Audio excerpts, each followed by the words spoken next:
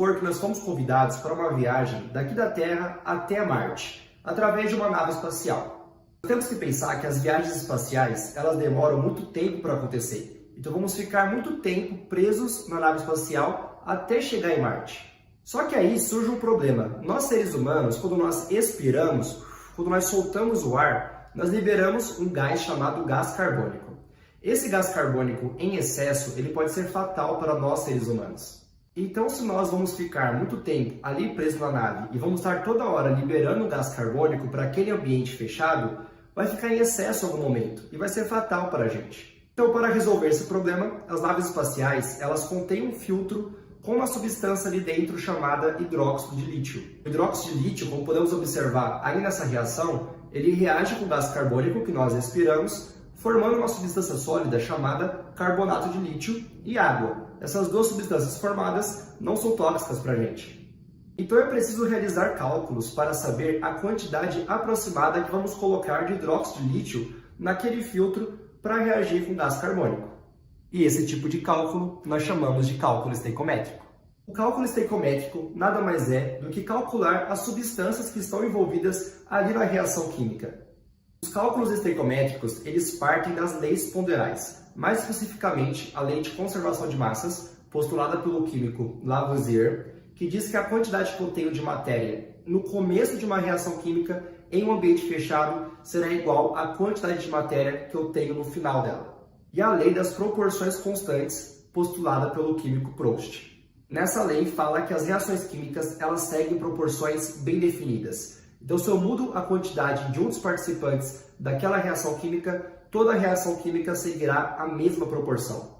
E para nós conseguirmos realizar os cálculos estequiométricos, é importante nós conseguirmos ler uma reação química. Então, eu vou colocar aí de novo a reação do hidróxido de lítio reagindo com gás carbônico. O número que aparece à esquerda de cada substância em uma reação química é o que nós chamamos de coeficiente estequiométrico, e ele é de extrema importância para nós conseguirmos ler a equação química. Se a esquerda da substância não tiver nenhum número, como no caso do gás carbônico, carbonato de lítio e água, quer dizer que o coeficiente estequiométrico dela é igual a 1. Então, em nível macroscópico, nós conseguimos ler essa reação química da seguinte maneira. Eu tenho 2 mols de hidróxido de lítio reagindo com 1 mol de gás carbônico, formando 1 mol de carbonato de lítio mais 1 mol de água. Os coeficientes estequiométricos em uma equação química balanceada, ele vai representar a quantidade em mol que eu tenho de cada substância envolvida naquela reação. Vale relembrar que o mol de cada substância pode ser relacionado a outras grandezas. Um mol pode ser relacionado em massa, em volume e em quantidade. Quando formos relacionar o mol com massa, vai ser a massa molar daquela substância, que é um valor tabelado, cada substância tem um valor de massa molar. Quando formos relacionar o mol com volume, é através do volume molar. E o volume molar de qualquer substância, nas condições normais de temperatura e pressão, é igual a 22,4 litros. E quando formos relacionar o mol com quantidade, um mol de cada substância vai equivaler sempre a 6,02 vezes 10 a 23 em quantidade. Agora que relembramos como ler uma equação química e também como relacionar mol a outras grandezas, vamos realizar um cálculo estequiométrico. Então vamos supor que na viagem que nós vamos fazer aqui da Terra até Marte, foi estimado que ali na nave vai ter uma quantidade ao longo de toda a viagem equivalente a 224 litros de gás carbônico que nós, seres humanos, vamos soltar no ambiente. Essa quantidade em gás nas condições normais de temperatura e pressão. Qual será a quantidade mínima de hidróxido de lítio em massa que vamos colocar ali no filtro para conseguirmos sobreviver ao longo da viagem? Dados do exercício, massa molar de hidróxido de lítio é igual a 24 gramas e o volume molar das condições normais de temperatura e pressão do gás carbônico é igual a 22,4 litros. Muitos dados e muita informação. Por onde que nós vamos começar para realizar o cálculo estequiométrico? Existe uma maneira de realizar os cálculos estequiométricos.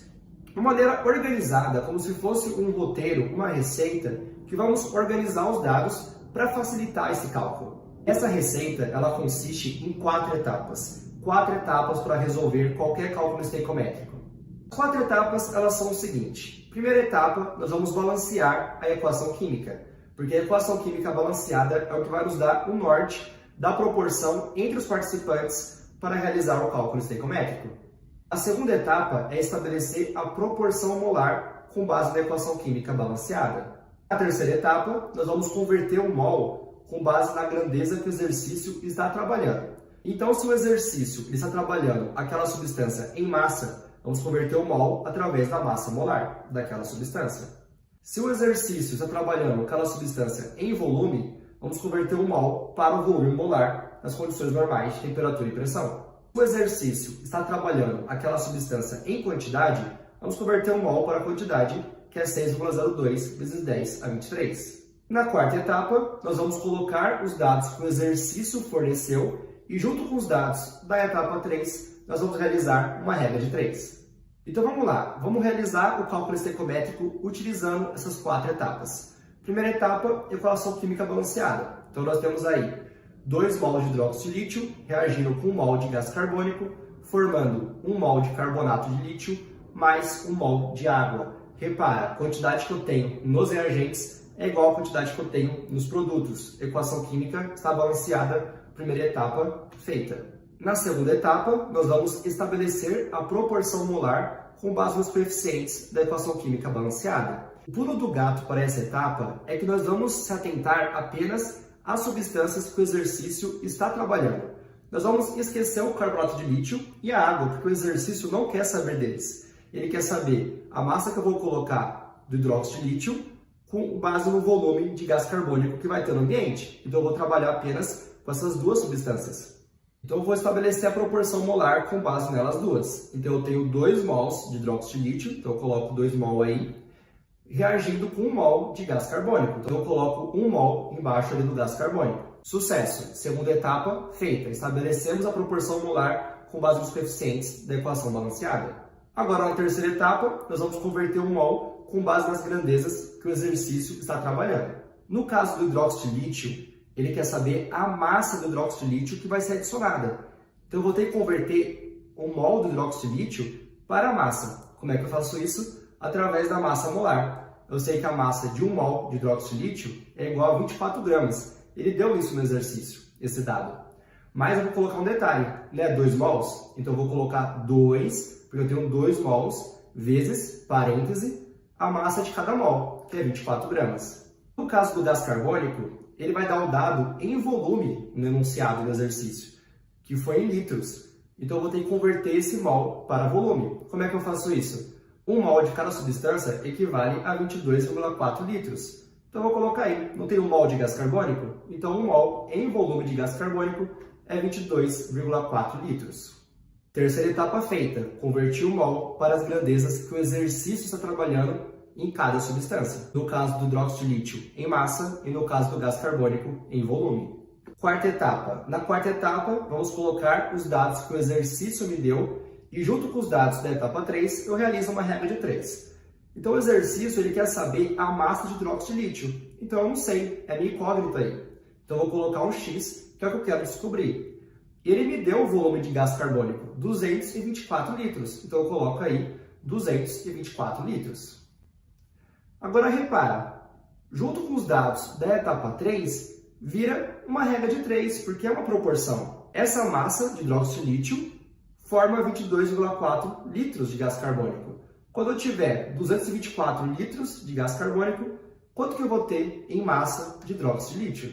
Então, quarta etapa, os dados que coloquei na etapa 4, junto com os dados da etapa 3, eu faço uma regra de 3. A parte química já foi, agora é a parte matemática apenas. Fazendo a regra de 3, nós vamos ter que x é igual a 224 gramas vezes 224 litros, dividido por 22,4 litros. 2 vezes 24 dá igual a 48. Olha só que interessante, eu posso cortar aí, porque 224 litros dividido por 22,4 dá igual a 10. Então eu corto e aí vai ficar x igual a 48 gramas vezes 10, que vai dar igual a 480 gramas, é a massa de hidróxido de lítio necessária para nós sobrevivermos ao longo da viagem espacial. Então, sucesso, é assim que se realiza o cálculo estequiométrico.